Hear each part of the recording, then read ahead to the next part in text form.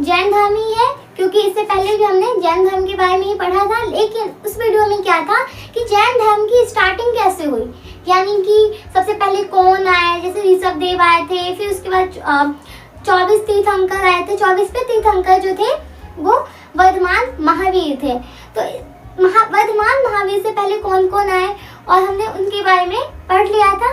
और वर्धमान महावीर के बारे में भी हमने पढ़ा था, लेकिन हमने इतने अच्छे से डिटेल में नहीं किया था। लेकिन हाँ, ऐसा नहीं कि हमने पढ़ा ही नहीं था, हमने पढ़ा था वर्धमान महावीर के बारे में। लेकिन फिर भी मैं आपको रिकॉल कराने के लिए, यानी कि आपका रिवीजन हो जाए, मैं फिर से रिपीट कर देती हूँ टॉपिक को, ताकि अच्छे से क्लियर हो जाए, जो आपने उस वीडियो में देखा होगा और अच्छे से क्लियर हो जाए।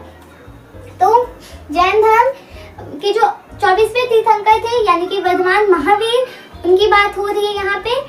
वर्धमान महावीर के बारे में हम पढ़ रहे हैं, तो उनके जन्म के बारे में एक विवाद भी है। जैसे कि कहीं पे आपको लिखा दिखेगा कि 540 बीसी में उनका जन्म हुआ, वहीं पे कहीं पे आपको दिखेगा 599 बीसी में उनका जन्म हुआ। और मृत्यु को लेके भी होगा कि जैसे कि जन्म का डेट 2 बार दिखा रहा है, मतलब कहीं 2 जगह अलग अलग लिखे होते हैं, तो मृत्यु का भी तो अलग अलग लिखा होगा ना, क्योंकि उनकी जो मृत्यु थी वो 72 वर्ष में हो गई थी। मतलब 72 वर्ष में वो, जब वो 72 वर्ष के थे, 72 ईयर्स के थे, तो उनकी डेथ हो गई थी। उन्होंने निर्वाण प्राप्त कर लिया था। तो इस तरीके से, जैसे कि जन्म का है 599 बीसी और कहीं पे 540 बीसी का दिखता है, और मृत्यु का 527 बीसी और 468 बीसी। तो इन दोनों में जो हम गैप की बात करें तो 72 ईयर ही है। लेकिन ये वाला जो है 599 से 527 तक, ये वाला जो है ये कल्प सूत्र के अनुसार दिया गया है। अगर क्वेश्चन ऐसे आता है कि कल्प सूत्र के अनुसार वर्धमान महावीर जी का जन्म कब हुआ था, तो आप क्या लिखोगे पेपर में 599 बीसी। और ये तो हमने पढ़ा ही था कि इनका जो जन्म हुआ था कुंडलग्राम में हुआ था, जो कि बिहार के वैशाली जिले में स्थित है। और इनके पिताजी का जो नाम था वो क्या नाम था? सिद्धार्थ। हाँ, सिद्धार्थ से याद आया, जो महात्मा बुद्ध थे, उनके बचपन का नाम भी सिद्धार्थ था। तो ऐसा नहीं है कि इनके पिता का नाम सिद्धार्थ था, इसका मतलब वो इनके जो पिता होंगे वो महात्मा बुद्ध के, नहीं, ऐसा नहीं है। वो अलग थे, ये अलग है। ये इनके जो पिता थे वो गायत्री कुल के थे और इक्ष्वाकु वंश के थे, ठीक है। और वो जो महात्मा बुद्ध वाला सिद्धार्थ है वो अलग है, वो इनके बाद आए थे। जो महात्मा बुद्ध थे वो इनके बाद आए थे। लेकिन हाँ, ऐसा जो कुछ शास्त्र है उनके अनुसार ऐसा कहा गया है कि जो वर्धमान महावीर और महात्मा बुद्ध है, ये दोनों मिले भी थे, उपदेश देते हुए ये दोनों मिले हुए थे। मतलब एक बार ये कहीं पे मिले थे। मैं जब बौद्ध धर्म के बारे में पढ़ाऊंगी तब मैं ये वाले जो कॉन्सेप्ट है क्लियर कर दूंगी कि ये दोनों अलग अलग थे, और दोनों ही ये जो थे वो जैन धर्म के संस्थापक, वास्तविक संस्थापक माने जाते हैं, और जो वो बौद्ध धर्म के संस्थापक है वो महात्मा बुद्ध को माना जाता है। तो कंफ्यूज नहीं होना है, डोंट बी कंफ्यूज। तो पिता जो थे वो सिद्धार्थ थे, गायत्री कुल के थे और इक्ष्वाकु वंश के थे। वही माता जो थी वो त्रिशला थी, जो कि लिच्छवी जो गणराज्य थे वहां के जो शासक चेटक थे, उनकी वो बहन थी। पत्नी की बात करें तो इनकी जो पत्नी थी, पत्नी यशोदा, ये कहीं कहीं पे मतलब जो दिगंबर है, और जो जैन धर्म की 2 शाखाएं हैं, पहला श्वेतांबर, दूसरा दिगंबर। जो श्वेतांबर, जैसे यहाँ पे मैंने लिख भी दिया है कि जैन धर्म की 2 शाखाएं हैं, एक तो श्वेतांबर है, दूसरा दिगंबर है। तो उसमें क्या है कि श्वेतांबर जो होते हैं, इनका ये मानना था कि मतलब सफेद वस्त्र धारण करना है, और जो दिगंबर वो जो कपड़े नहीं पहनते। तो जो दिगंबर है उनका मानना ये है कि जो उनकी दिशाएं हैं, जैसे कि नॉर्थ, साउथ, ईस्ट, वेस्ट, यानी उत्तर, पश्चिम, पूर्व, दक्षिण, है ना। तो ये जो 4 दिशाएं हैं, यही इनके लिए वस्त्र समान है। तो ये वस्त्र धारण नहीं करते थे, दिगंबर ये थे, और जो श्वेतांबर थे वो सफेद वस्त्र धारण करते थे। तो जो श्वेतांबर है उनकी मान्यता अनुसार, यानी कि उनके अनुसार क्या था कि इनकी पत्नी थी यशोदा, इनकी पत्नी थी, और इनकी एक पुत्री भी थी, यानी कि जो वर्धमान महावीर है, हाँ, जो महावीर है महावीर जी है उनके बचपन का नाम वर्धमान था। और ये जो महावीर है, महावीर उनको एक पद टाइप जैसे होता है ना कि जब उनकी ज्ञान की प्राप्ति हो गई, जब उनको ज्ञान मिल गया, केवल्य की प्राप्ति हो गई, एक प्रश्न आ जाता है कि जैन धर्म में केवल्य किसे कहते हैं। तो जो केवल्य कहते हैं वो ज्ञान को कहते हैं, ठीक है। तो जो जब इनकी ज्ञान की जो प्राप्ति हुई थी तो उनको कई नामों से बुलाया गया था, जैसे उसमें एक महावीर भी नाम था, तो इसलिए वर्धमान महावीर बोलते हैं। तो इनका जो बचपन का नाम था, जैसे कि महात्मा बुद्ध के बचपन का नाम क्या था, सिद्धार्थ था, वैसे ही जो वर्धमान महावीर है उनके बचपन का नाम वर्धमान था, जिनको बाद में महावीर के नाम से भी जाना गया। इनके साथ ही उनको कई नाम और दिए गए थे। तो ऐसा कहा जाता है कि मतलब इनकी भी एक पुत्री भी थी जिनका नाम था अनुजय प्रिया दर्शनी, और इनकी पुत्री जो थी उनका विवाह भी हो चुका था, जो जिनका नाम था जमाली। जमाली इनके दामाद थे। और हाँ, ये भी कहा जाता है कि मतलब सबसे पहले जो शिष्य बने थे, जो वर्धमान महावीर जी के जो पहले शिष्य बने थे, वो जमाली इनके दामाद ही बने थे। तो हमने इसके बारे में पढ़ लिया था। अभी तो मैं रिवीजन कर रही क्योंकि कल हमने ये सारी चीजें कवर कर ली थी।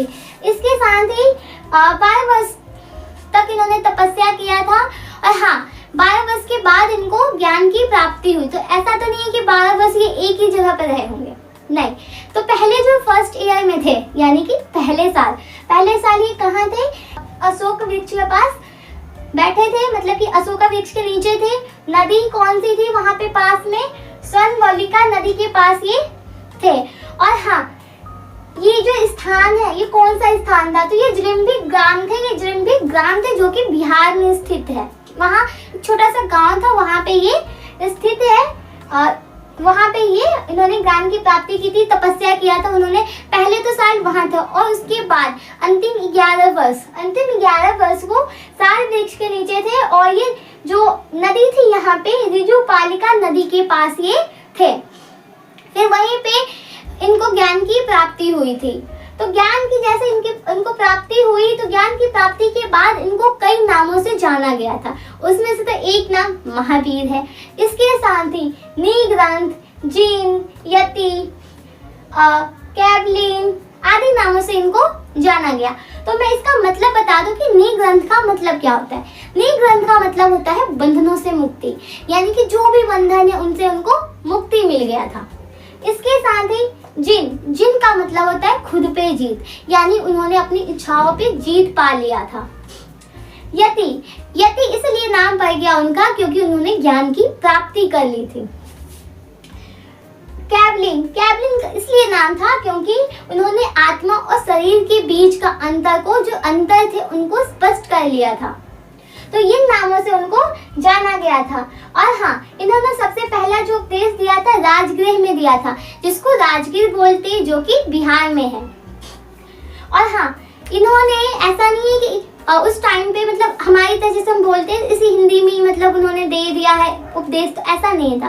उस टाइम पे जो भाषा इन्होंने यूज किया था वो अर्धमगधी था। आपको बुक में मिलेगा कि उन्होंने प्राकृत भाषा में कि अपना उपदेश दिया, तो नहीं, पहले जो उन्होंने उपदेश दिया था वो अर्धमगधी था और बाद में कन्वर्ट हो गई, प्राकृत में हो गया।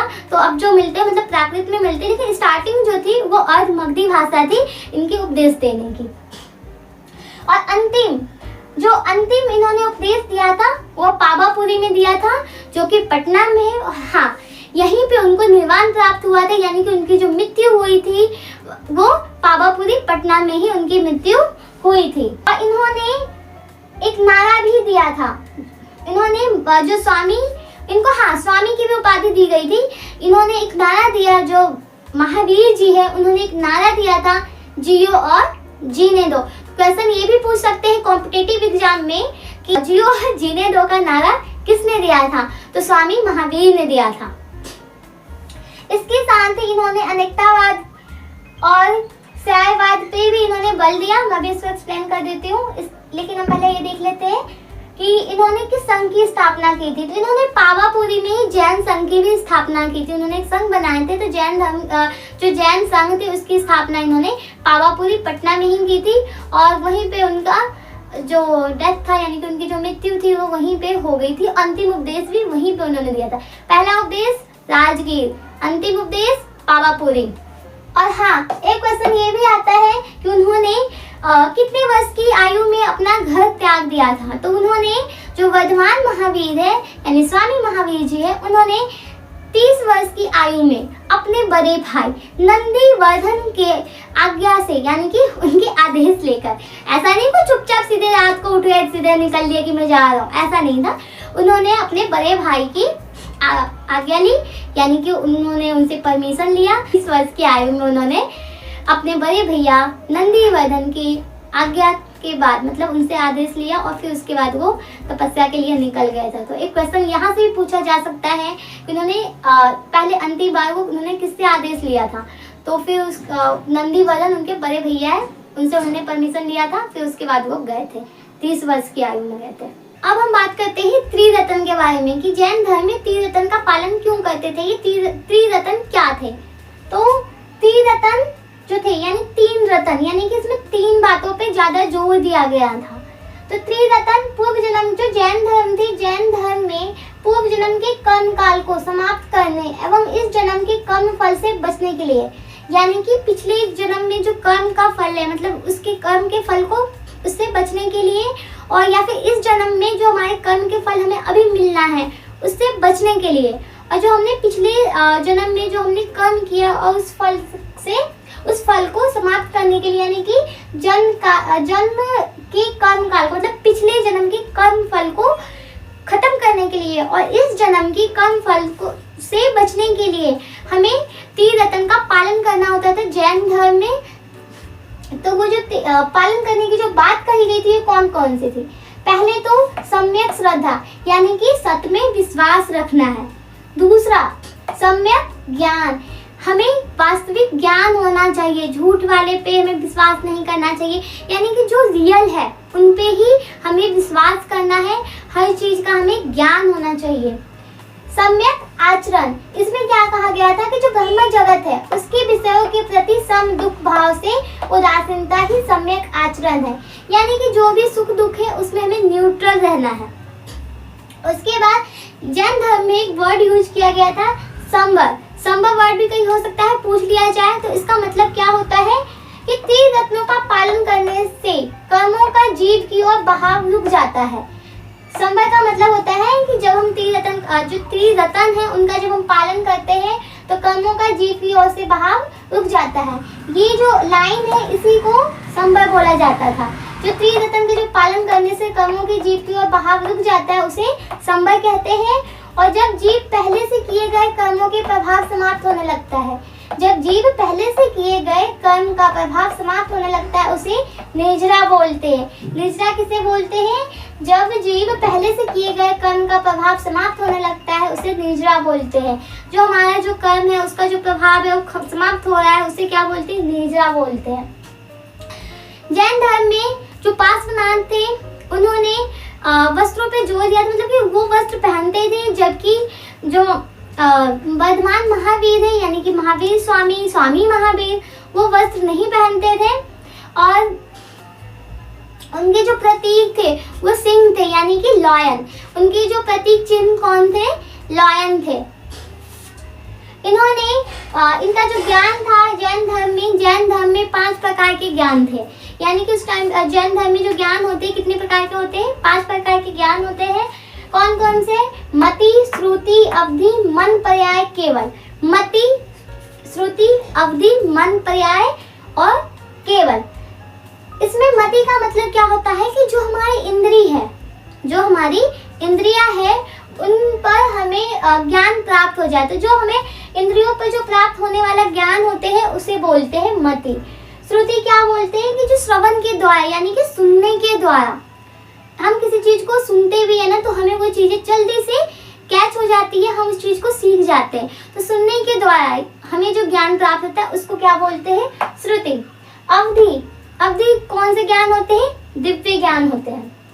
मन पर्याय, मन पर्याय क्या होते हैं कि अन्य व्यक्तियों के मन मस्तिष्क को जानने वाला ज्ञान, यानी कि किसी अन्य व्यक्तियों को जो मन मस्तिष्क है उनको जानने वाला जो ज्ञान होते हैं उसे बोलते हैं मन पर्याय। केवल किसे बोलते हैं? निग्रंथों एवं जितेंद्रियों को प्राप्त होने वाला जो पूर्ण ज्ञान होता है उसे केवल बोलते हैं। हाँ, एक क्वेश्चन यहाँ पे ये पूछा जाता है कि जो जैन धर्म थे, जैन धर्म में सबसे पहले यानी कि जो प्रथम भिक्षुनी थी वो कौन थी? जो यानी कि प्रथम भिक्षुनी शिष्य वो कौन थी? वो चंपा थी। जो जैन धर्म है, जैन धर्म के अनुसार ये कहा गया था, जो वर्तमान महावीर थे उनके अनुसार ये कहा गया था कि जो संसार है, जो सृष्टि है वो 6 द्रव्यों से बना है, यानी कि 6 एलिमेंट से बना है, 6 तत्वों से बना है। वो कौन कौन से हैं? जीव, भौतिक तत्व, धर्म, अधर्म, आकाश और काल।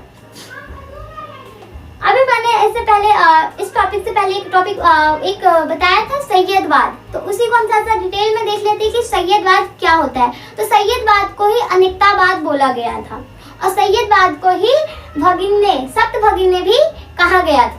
तो जो सैयदवाद है, सप्त भगिन्ने हैं, अनेकतावाद है, ये तीनों एक ही का नाम है, सैयदवाद का ही नाम है।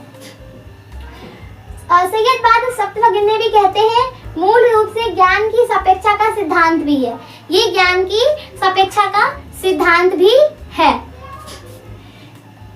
देखो, इसमें ये भी बोला गया था इसी के अंदर कि मतलब जो सांसारिक वस्तु को जो नियंत्रण है, यानी कि जो सांसारिक वस्तु है उस पे जो निर्णय हम लेंगे वो ना तो पूर्ण तरीके से अस्वीकारिक है और ना ही स्वीकारिक है। यानी कि जो वस्तु है, जो संसार में जितनी वस्तु है उन पे जो हम निर्णय लेते हैं ना तो पूरे एक्सेप्टेबल है और ना ही हम अनएक्सेप्टेबल भी कह सकते हैं।